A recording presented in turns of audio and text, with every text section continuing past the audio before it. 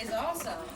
On November 9th of 1988, I did sit in a darkened theater at the Harmar Mall in Roseville, and on opening night, I witnessed a spectacle that it was incredibly impressive, but I witnessed a spectacle that I did not know 34 years later. We are going to be celebrating a second season of Chucky. You didn't know? We didn't know either.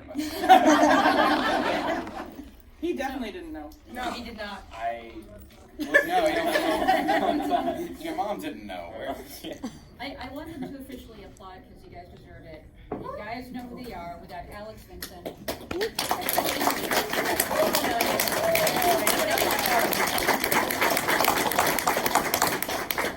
So, season 2 Chucky, and I never thought, like you said, you never thought you would either, but that Chucky would be back in a highly successful television format and unleash itself to a brand new generation of fans.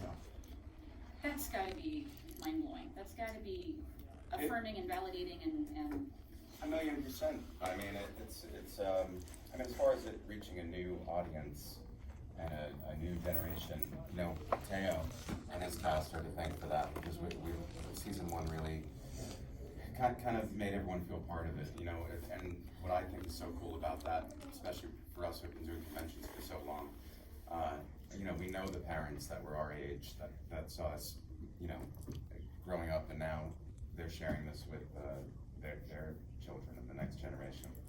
Very, very cool. Obviously you guys are the reason why this is still going on, and Tom.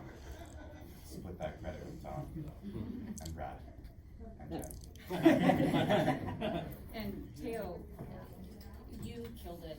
You absolutely killed it. Are you kidding? I'm fully on team Teo. And I hate saying you killed it because, and I did this to you yesterday. You're dead, but I'm kind of hoping that you're not dead. For sure. And I'm guessing maybe a few people out here are hoping maybe. I mean, I know you guys can't say much, but can you say something at all before October 5th? Or not so much? We all know everything. Yeah. Say your prayers. It's true, but in the Chucky verse, you never know what can come down the pike and what incarnation people can take. So, at this point, I think Alex and I are a smaller club of people in the franchise that don't play more than one character. or be possessed by Chucky, or a twin. You never know. Look at you go. But Is it water? Not to mention that, being killed by Chucky, that lasts It's quite forever. phenomenal. That lasts forever. And not only were you killed by Chucky, but you killed with Chucky. Killed somebody with Chucky, yeah. Yes. I am the only person in this room who killed by Chucky. That's true. Oh. We don't know that's true. Well, actually, yeah. Oh yeah. We don't know. Right, yeah. You'll get nowhere from us. You can try to decipher all you want. Well, I It's want still to gonna fuck you up. Yeah. open it up for questions. I'm sure you guys are just, burning to ask. So please raise hands so I can see and we'll call on you. So please, right here, yes. Hey, I got a question for Teo. I was wondering what the whole inspiration was for We Got the Beat. Oh, okay. That was like, is actually- it or something you guys came up with? This is actually a really good story. So, before filming even started, as I was signing, my contract and like getting the role, I had a meeting with Don, and I was like, I need something behind Junior that we as the audience don't know, and maybe we'll never even know. Like, I just need something behind his eyes that, he is always there in his mind, but we won't necessarily know, so it would inform, my character and how I played the role. And we were thinking of just like a secret passion that, never really comes out. But then Don was having the idea to maybe we can bring out that secret passion a little bit.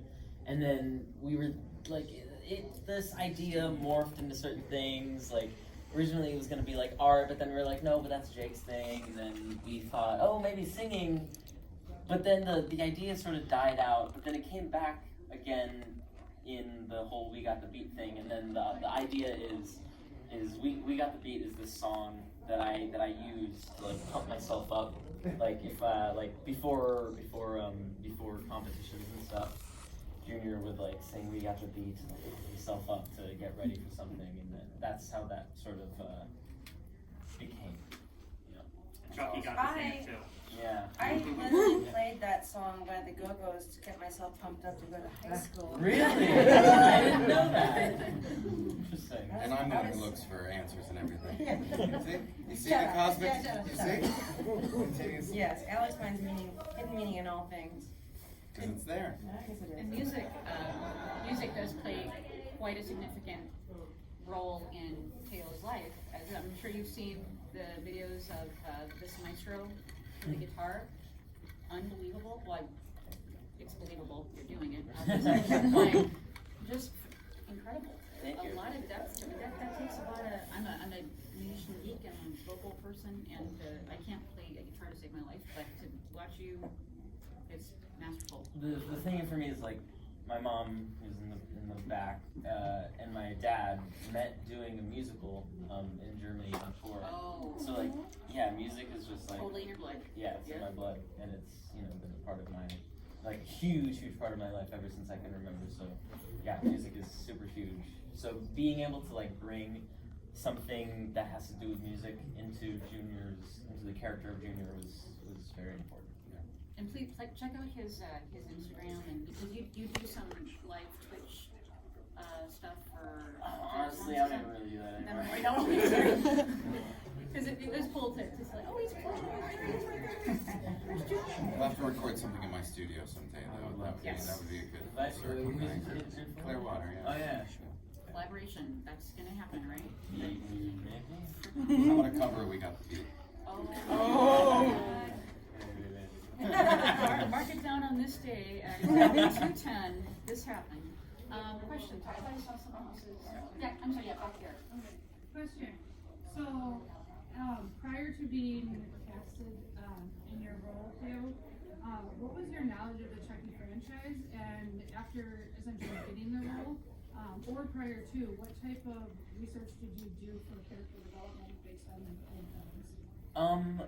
Well, I had actually never seen, before I got the role, I had actually never seen any of the movies. Because my mom is like, she cannot handle horror at all. So there was never any horror movies in the house at all growing up. But when I got the role, then I decided to watch all the movies, and then I became a really big fan. And I sort of got a sense of, after watching all the movies and then reading some of the scripts for the first season, I sort of got a sense of, obviously talking to Don, I got a sense of what he was trying to do with the show, and it greatly informed how I was going to play Junior. And now I'm a huge fan of Chucky. Did Don personally pitch it to both the two of you? Or did you find out secondhand from someone? Did you sit down of the TV series? I apologize, TV series. Oh, well, yeah. When I made Cult, when we made Cult, we knew that was Don's intention. That was his plan. That was what he wanted to do. He saw it in 2017 as ambitious, and you never know in this business. Even the best ideas are hard to actually push through the machine sometimes. Yeah. But yeah, and then there was a little obstacle that came in the middle of that kind of complicated things. He doesn't mean COVID. COVID, although that was another one. But yeah, somehow it found its way. It was supposed to, and it did. And we knew that it was what he wanted to do, but we were with him in accepting that it was going to be a challenge. And I think you guys did a New York Comic-Con to kind of debut the idea or the concept, and I can't remember if you had started filming at that point. You did. I knew it was a huge deal. Well, we've done it the last 3 releases. We did one for Curse, Cult, and Season 1. So, yeah, I mean, by the time we did it for Cult 2017, it was still just a great idea. Okay, so I have a question. It's gonna be sad in the beginning, but it'll make sense. Since Brad is getting older, does Don have an end game idea for the franchise? Like where he wants it to end? Because everything comes to an end. Why are you killing off Brad? Worst case scenario. Where it wouldn't have an ending and he could be gone. So what would be that Brad? scenario? Brad's a very spry young Yes, man. he is. He is. He's gonna I be agree. Listen, Is there an end game idea for There's a fourth seat that's not here, and that would be for Don, and someone who knows what I think maybe has a piece of your answer. But yeah, really couldn't tell you there. Don't kill off Brad. I love him. I had a question for Christine and Alex. You guys got to work on the movies before going on to the TV series. What was it like to transition from the Chucky movies to the TV show? It's the same. No, it is. It's the same, except that it's more work for TV. You work for a longer period of time, but acting is acting. All sets are the same, really. Whether you're doing a movie or a TV show, it doesn't change how you approach your character at all. It's really the same job, right? Am I wrong? So TV's better because it pays longer. I feel the only noticeable thing is I think there's like a little few more people involved when it's a TV series. It feels like the amount of hands involved is a bit bigger, but the process is very much the same. It's an hour-long drama, like so it's drama comedy, but so it's kind of like shooting movie films, you know. It's not. What's amazing though, the best thing is that in the 7 films that took 30 years or so to manifest and come out, you got, what is that, like 10, 12 hours of story over 30 something years. Now you're getting 8 hours of story every year. 8 hours of Don Mancini's crazy brain in your lap every year. It's a magical thing. What, in terms of the filming, how long did it take to film one episode? What was the time frame that you guys had to crank out? like 2 weeks. Yeah, 2 weeks. I think 13 days to 16 to I think the finale had a little extra time last year. Is that pretty generous typically Yes. for something? And is that per episode? Yes. Yeah. Oh, wow. Yeah, but the extended answer to that is they were often shot in blocks of 2. Yeah. We have multiple directors, so a director may take 2 episodes. So if it were 13 days per episode, turn that into 26, and over that 26, you're filming 2 episodes.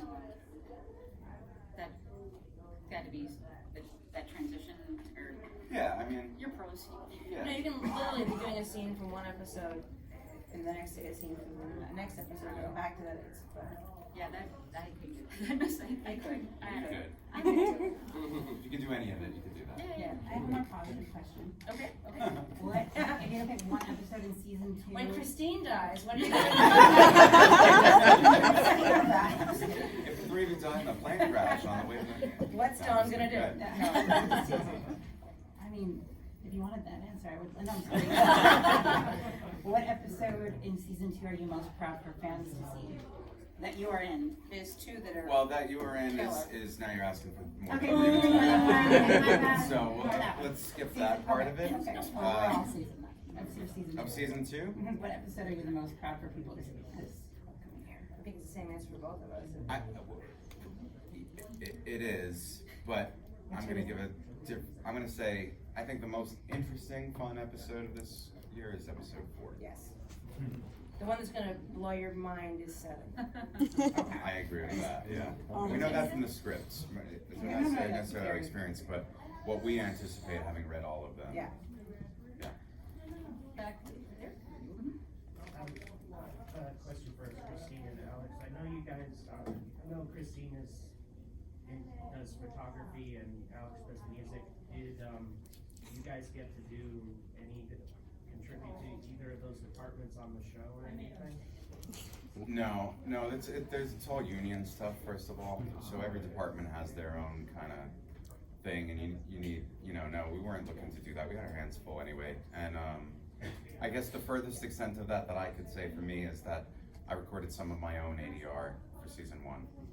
You know, ADR is, Dialogue recording. ADR means when the sound is messed up and you have to re-record your dialogue so it's clean for the finished product. yeah. Behind, right, yes. There. you. So in the trailer for season 2, so will it kind of be like Hulk, but with like 70 instead of like 4? Doll, Chucky's? Oh, Yeah. that you're gonna have to wait and see. You know where. There's a lot of Chucky's though. Maybe Yeah, there's more than one. There's more than 2.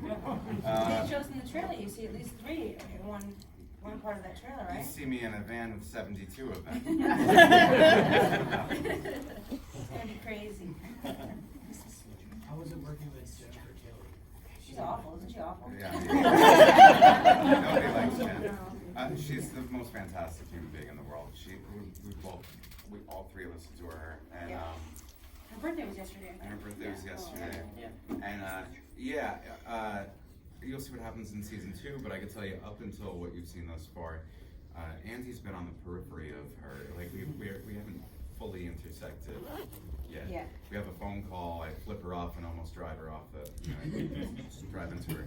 But yeah, I feel like Andy and Tiffany haven't gotten the biggest confrontation. But working there and being there and spending the summer with Jennifer, I mean, you know. She is the most generous human being I've ever known personally, and I don't mean that like monetarily. I just mean she's incredibly kind. She's a wildly talented actress. She is so, and she's like, does more fabulous things in a single week than I've done in 10 years. So she's relentlessly fabulous, and she still has the time to like all your posts and make a comment like every single Yeah, she still comments on all my posts. Yeah, that's a job. Yeah. I don't know if I can do that. I have family that doesn't respond to my texts. She's really lovely, and she's hilarious. Chucky back there. This is for Alex and Christine. What was your favorite memory working on the film? Oh, I mean, there's so many. I'll get one story for me when I'm in part 2, and this is not an on-set thing necessarily, but we filmed it at Universal Studios in the back lot of actual Universal Studios, and I was a massive Back to the Future fan. Don took me to go see Back to the Future at the theater, and they were filming it 2 sets over. And I got to walk through the whole set and sit in the DeLorean and have lunch with Michael J. Fox. Oh my I God. was 8 years old. So it's all downhill from there. Hey, but Universal Studios, Halloween Horror Nights, they're coming up with a Child's Play menu that you can go eat Child's Play themed food. And because I'm going Is to it like burnt toast? I'll wait for it. So I'm going in October to the Universal Studios Orlando because I have to get a bowl of chili Lee Ray. Chili Lee Ray. Oh my. So it's apparently vegetarian chili. Oh. So I'll have a bowl of the chili Lee Ray. So, yeah. I was just at Horror Nights in Los Angeles, and there was no such menu. Oh, maybe it's just Orlando that's doing it. I'm sorry. The only question is, which is the ball with the poison in it? This is true.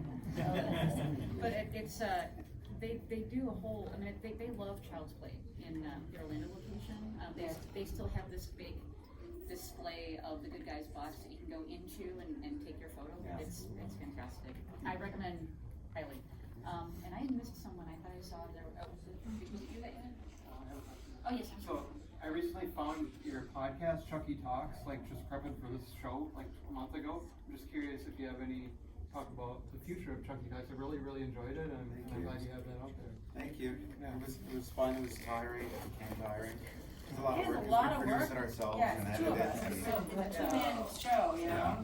Yeah. And then we got busy with going to Toronto and stuff. So, but we were pretty much towards the end of it. We have a couple things left we're going to do on Patreon.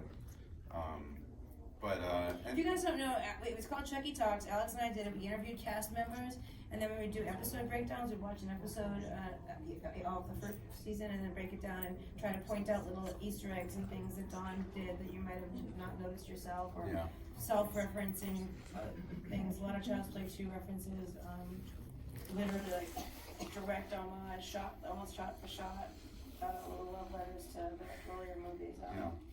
It was a lot of work though. it meant we had to talk to each other way more than we wanted to.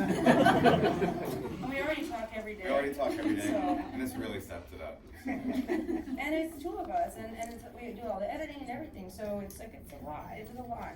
And, we promised that we would do Don Mancini, and we kind of hope we can get Devin Sawa, but, Yeah, we will. Some more will come. I don't know that we'll do a full kind of thing for season 2 again. Right now, the work between when filming it ends and all the shows air, all that post stuff, they're working all the way up until the episodes come out. So Don is just, we could never bother him with something like that right now. So, but at some point.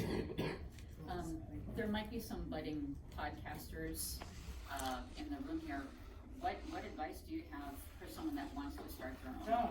don't. I had a feeling you were going to say that. Don't. I'm not even being funny, don't. Everybody on earth started a podcast during COVID. I must have done 7 million hours of podcasting. I didn't want to kill myself. I don't talk about myself anymore, And then we had a fucking podcast. We didn't talk me into it. No. That's very true. No, Don't.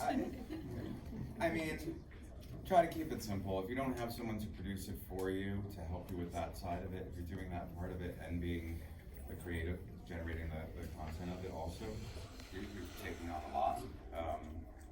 So keep your promises to people small. Like, I'm gonna try this. Don't say we're gonna do 100 episodes of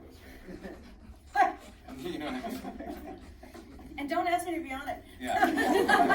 Sorry. Ask very Honest to God. gingerly and expect a no. That sounds so mean, I apologize. I probably have a feeling what the answer is already, but the obstacle you referred to, what are your thoughts on the remake? And have you even seen it? The way I said that was really what I meant. We haven't watched it, honestly, up to this point, so. If you Google my name and Chucky reboot, you'll find out what I had to say. We're trending that day. Yeah, and I said it to a little podcast. I said it on a little podcast. Another reason not to do podcasts. And I forget that people listen to them. Yeah. And so I said something very frank, and the guy's like, "That's the best answer I've ever gotten to a question in my life." Thank you so much. And so, but then all the other online sort of platforms caught it and kept changing the verb of my reaction to Christine Elise rages against her. It was just more and more I was coming unhinged. I was unglued about this thing. But I was. And here's why. Because we were afraid that it would cock block the television show. We didn't know whether when somebody else takes, first of all, we love Don, somebody fucking with his intellectual property, with his baby that he's been nursing for so long is offensive. And then we didn't know whether to root for it to succeed or root for it to fail, because we knew the television show was in development. And so we were like, well, do we wish that it succeeds? And then Universal goes, wow, there's a huge appetite for Chucky, we should get this show on the road.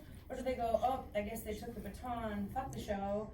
And so we didn't know what to root for, and my main problem was I didn't want Don's future, which is manifested now, to be stopped. Yeah.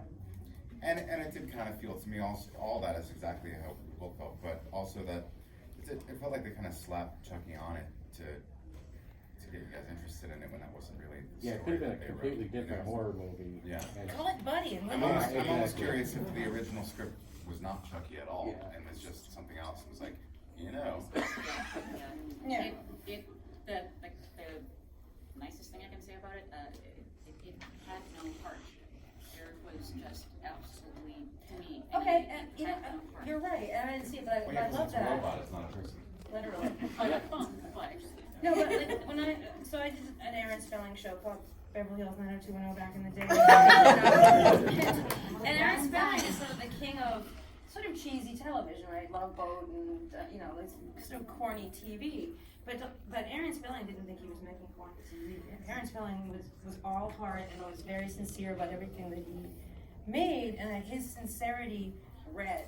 People got it. It felt authentic and felt not like they were being spoken down to.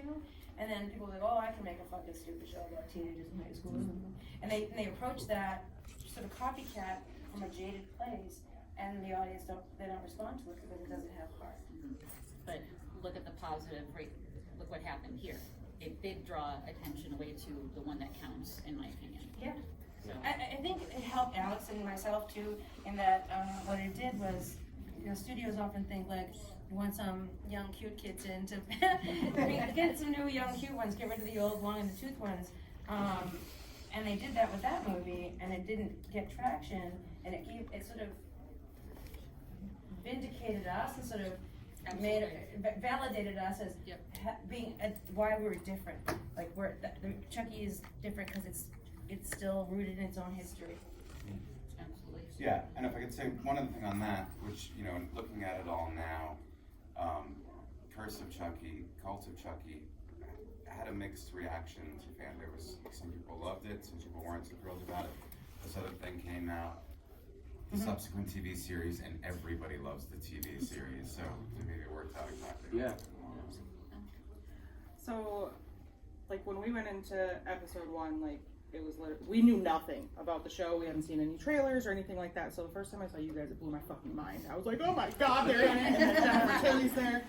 But so with you guys, like this young new cast, like compared to the other things that you've done, did this make this role like different for you? Because you're like jumping into something that's already got this huge past, and you've done other things. So like, did it make it different than what you're like used to walking into a set? It's sorry, that baby is. It was definitely I've never like obviously jumped into something that's already like an established and storied IP. Definitely not on the scale of Chucky, and I don't think I realized how huge the fan base of Chucky was until like halfway through filming. And then I was like, oh wow, this is like a thing that I'm like a part of now. It was crazy, and obviously now I'm going to like all these cons and stuff, seeing all these amazing fans that are so passionate. I've never had an experience like this, and it's really wonderful to see, the work that I've done, impact people's lives who, love Chucky so much. It's a really wonderful feeling. And I hate you so much. Thank you. In the best way. I was totally team Shania. I was all about it. But you had the exact same reaction as like multiple other people who have joined franchises, like in between, and they're just like, I didn't know that this was like a thing until you jump into it, and then you're like, hey, welcome, we love you. Thank you. Appreciate that. Christine had just said to you guys and to me all the time that I try to find meaning in everything. I just realized, as you were asking that question, that, Brad Dourif, who, if it weren't for him, who knows, that would be here, but coming off of One Flew Over the Cuckoo's Nest, he made I was just gonna say. Child's Play 1, and coming off of Ratchet, he made Chucky. That's so funny, yeah. You stole my thunder. That was Ratchet was the show. It was the job I did right before Chucky. I think, right, Mom? Yeah. Okay. That's so crazy. I didn't realize that. And especially to play a character so, persuaded by Chucky himself. Yeah. And what's actually funny? There are a lot of fan theories that my character in Ratchet is the character that Brad Dourif plays in One Flew Over the Cuckoo's Nest. Oh, really? Yeah. Billy Bibbit, I think he was supposed to be like 19 or 20. Yeah. And then Brad himself, I think, was only 21. Yeah. I think he was pretty young. You're 17 now? 17. Yeah. That's not much. It's not impossible. Yeah. Yeah. Well, because when I filmed the show, I was like 12, 13, something like that. Maybe 14 now. Well, Yeah. how old was I? 15? Really? Who's right? Huh. Maybe 14. Okay. Yeah, When you brought that up, I said, well, he did Ratchet. Yeah. And if you Yeah. 6 Holy degrees to shit. Kevin Bacon, it blows your mind. I like that, I like that. Yeah, that was filmed before COVID. Came out You during guys it. comment a Like, little bit it was- about Brad, It have was you had great. interactions and, did he have influence in the series? Well, I mean, he always has influence, you know, and I mean, what's he like? I have no idea. what's Brad like? Yeah. He's Big fan. yeah, he's a brilliant artist, obviously, but he's a quiet introvert. We described ourselves as introverts just yesterday, and Brad is too. We interviewed him in the podcast, and Yeah. so I think you get a good feel for who he is if you watch that, because he's known us forever, and he's really kind of himself, right? Yeah. In a really natural way. So Yeah. that's the shortest answer is to watch that episode. It's 2 episodes actually. Yeah. He gave us a lot of time. He was really generous. Yeah. So there's a lot of emotions in Chucky. Do you guys ever feel like genuinely scared? I get afraid that Dawn's gonna kill me. That's about it. Not me personally, but the character. Nobody wants to die. Devin Sawa died twice. It's an honor. Yeah. So, Oh, Yeah. of course. No, I was never afraid. You know, that's the number one question in my life since I was so young in the first one. But no, not only is the perspective very different when you're there making it, but I spent a lot of time with Chucky, and so I was too amazed by how they made it work. That was the coolest thing ever. No. It's not scary because it's kind of like being in this room. If we were doing a scene right now, there's that many people standing around doing their various jumps, watching me do it, and it's like it's not at all what you see. It also you know? like really demystifies Chucky when you see a bunch of guys in all black sort of rat around the doll. Chucky ninjas, yeah. So, Chucky Green Men this year. Yeah, they're green. filming is not scary, but do horror movies scare you? Do you like horror movies? Do you have your favorites or go to that you have to watch every fall time? I'm more of a I do like psychological thrillers and things like that. I usually prefer films that are based in possibilities of reality, other than like slasher kind of. Other than Chucky? Generally, yes. But there's exceptions, of course. There are exceptions to Do you have that. a favorite psychological? The Shining, I think. Yeah. The Exorcist is my favorite of all time. It's really genuinely scary, and it couldn't be made now. It's so incredibly dark and so edgy. They wouldn't make it. They're trying. They shouldn't touch it, but they'll never make it. It's so gruesome and so vulgar. and Awesome.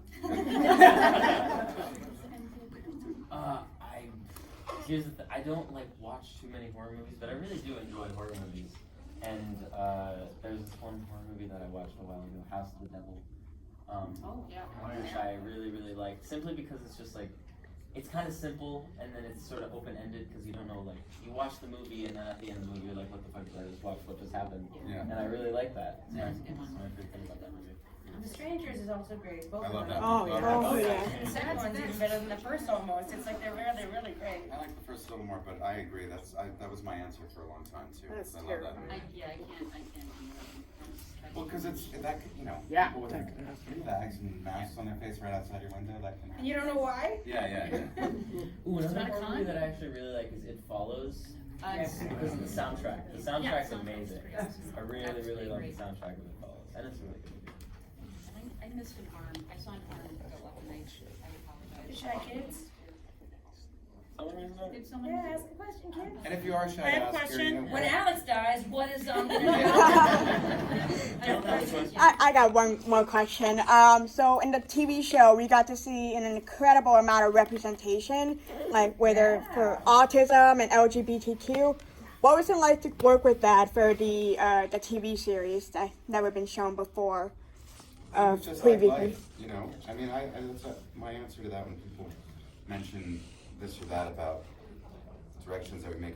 Art imitates life, and I think being inclusive of everything that we experience in life, and that's even what I said before about there's drama and comedy. There is in life. It's showing a little bit of everything.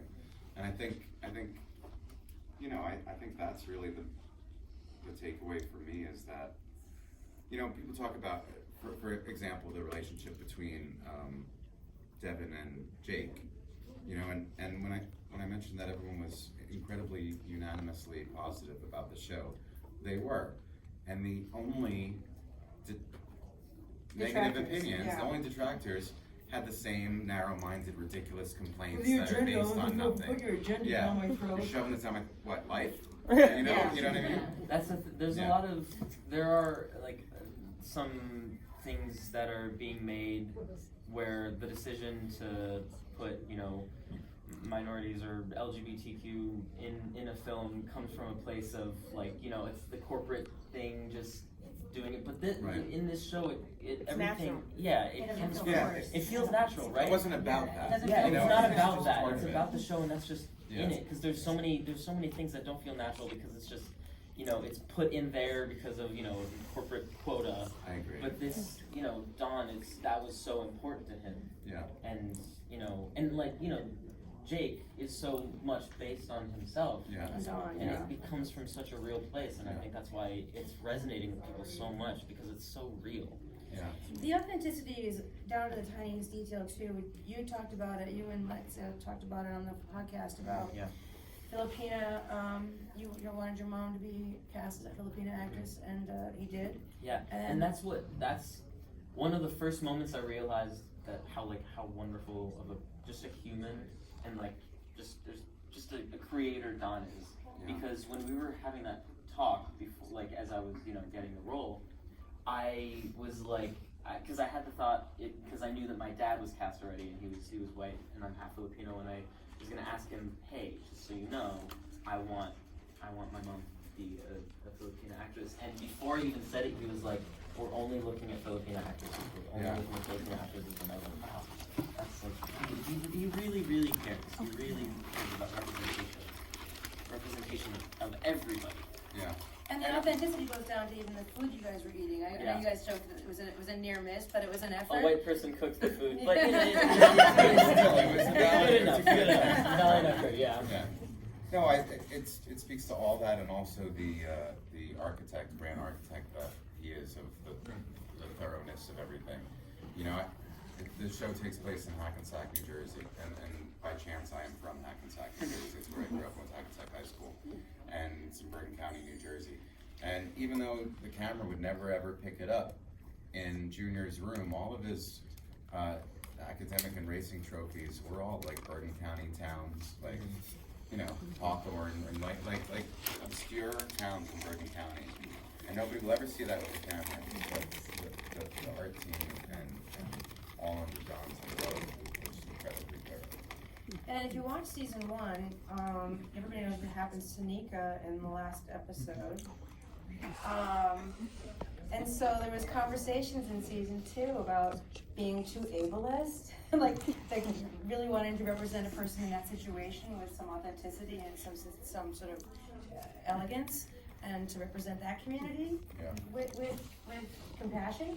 Sure. And that's a crazy detail, I think. It shows how big Don's heart is. Do you get to roundtable with each other before you do an episode at all, to bounce ideas off of each other, or straight in? Not so much. Season 1, we did one table read together, one over Zoom read together. I was kind of hoping we would do it for all of them because I really enjoyed it. That was like the first time I saw Teo, first time I saw several of the people that were in the season. Was there? I had just gotten to Canada, and like we did it for episode 6, I think. And I know I wish we did more of that, but Those would be lovely to see. Yeah. And I'd like I think like the Walking Dead ones and the Game of Thrones ones, they throw them up on YouTube, and it's a lovely thing for the fans to see too, because you do see that chemistry and that bond. Yeah. I hope that you guys do that. We don't, but I'll tell you what, Dawn this season was on set every single minute of the day, and would be rewriting dialogue actively. I'd hear you do it, and then go, oh, that's not right, the character wouldn't say that, or now that I'm hearing it out loud, it doesn't make sense. Yeah. And changing stuff on the go. That's huge. Yeah. That's huge. And what he's, I mean, you know, everybody who worked on the show kind of marveled at how showrunners. He is in so many ways.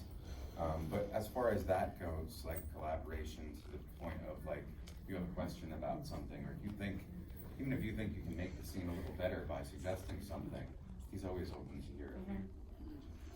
And he'll either tell you, yes, that's great, or he'll say no. Yeah. But the nicest way. Yeah, of course, yeah. Thanks for the effort, but no. Yeah. Got time for more questions here. Don't be shy, kids, come on. Yeah, just. And Teo dies. He did die. To be fair, he did die. He dies again. But that's fair, yeah. But speaking of Junior death, I've always thought it wasn't cool that he never had closure with Jake, or he didn't find out that Chucky killed both his parents, technically, like his mom.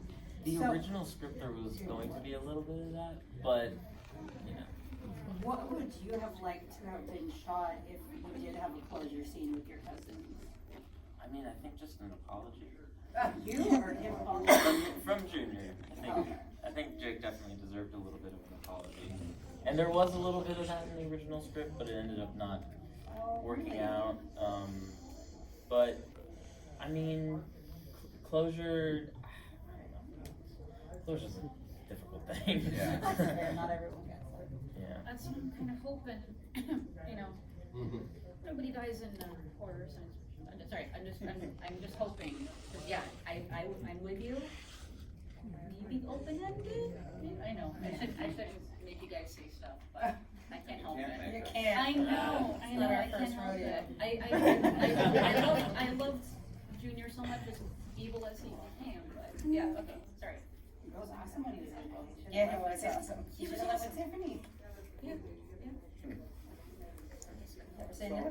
Chucky is one of the big horror icons like Freddy or Jason or The Walking Dead, whatever you want to say. Do you think Chucky should ever cross over, or any of the characters from Chuckyverse, so to speak, cross over with any other horror icons? Or is that a bad idea? Personally, I don't really think so. I think there was an idea many years ago about, and not like a in development type idea, but of like a Freddy and Chucky thing where when Freddy dreams, he dreams of Chucky. Oh my God.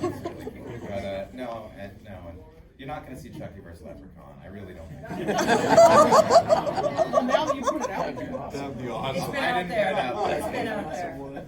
It's not gonna, I'd certainly be happy to cross-pollinate though. I'd be happy to have that show in another franchise. That'd be great. There could be a dream sequence in one of the episodes, maybe. You had to dream about Leprechaun. You guys just become like serial killer hunters. You're already You already chasing are. Chucky, so you might as well go do it in other franchises. Like a Mulder and Scully. We're gonna create an app and hire ourselves out. Do you think Andy will ever move on from his trauma? No. I don't know if we'll get a chance. I don't know if we'll get a chance to. Even if he beats Chucky? No spoilers. I can't say that. No spoilers. Speaking of like Chuckyverse, what was there, like you were saying, not actually in production, but someone had an idea, a musical or Child's Play the musical? I swear I heard that. I don't know about that. I will say, you know, who knows that season 2 is the last season of this show? If there'll be 5 seasons, we have no idea. Literally no idea. No one does, I don't think, at this point. But if the show continues, I would not be shocked if there were a musical episode. Oh my God. I'm just saying, I wouldn't be shocked. More than we get the beat. And that's no inside anything. That's just, I personally wouldn't be that surprised. Yeah. It was the Beverly Hills 90210 musical. Yeah. It really was. It was fucking They great should do too. an opening Chucky sequence like you did in Beverly Hills 90210.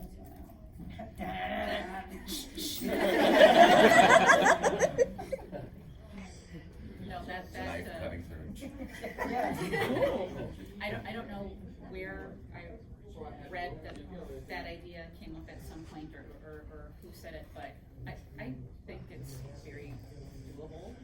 The musicals go over well with TV series. It's been around 35 years. There's been every idea. Chucky in space. It's all good.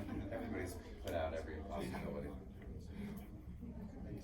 They're just about 10 minutes. Oh, sorry. Would you say it's more fun working on the show or the movies for you guys? The shows have been incredibly fun to work on, so with the films. And I wouldn't say that, It's the same. Yeah, it's really the But same, it's TV just is new longer. experience, just, yeah. It's most recent. Pays that more was- time. Yeah. When you are not filming, how do you all unwind? Whether it's on this series, another series, what do you like to do to defuse at the end of the day? Like on, when we're on production? If you're on production or even when you're done. I and you drink. wanna get back. Yeah. She drinks, I smoke and drink, and Teo, they plays music. He's got a huge drug habit. Yeah. Celebrities are just like us. I cook. I like to feed people. Yeah, we all do a little bit of. I mean, I live in Florida. I go fishing a lot when I can, and go out on the boat. Kind of sleep when I can, which with all this travel, especially this time of year, sometimes it feels like you're only home Tuesday, Wednesday, Thursdays. All the weekend traveling and stuff. So sometimes when I'm finally done with that, personally, I forgive myself for doing nothing for a few days in a row. Totally. Well, yeah, exactly. I've got a cooking channel on YouTube. I have abandoned it basically. Really? But yeah. What? It's called Video Vegan. Or what a Video Vegan. It's called Delightful Delicious to Lovely is what it's called actually. But videovegan.com will take you there. There's like 156 episodes.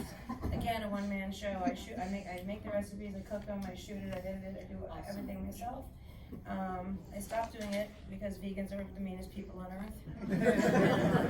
They really are. And like I make like a vegan orange chicken, and then people were like, "Why are you calling it chicken? It's not chicken. Or why are you spelling chicken the way it's supposed to be spelled, and not CHIK''N like some cute phonetic bullshit spelling of chicken?" Is that how vegans spell chicken? They spell everything off a little bit. Why did you spell pork with a K? Yeah. It should have been PORQ.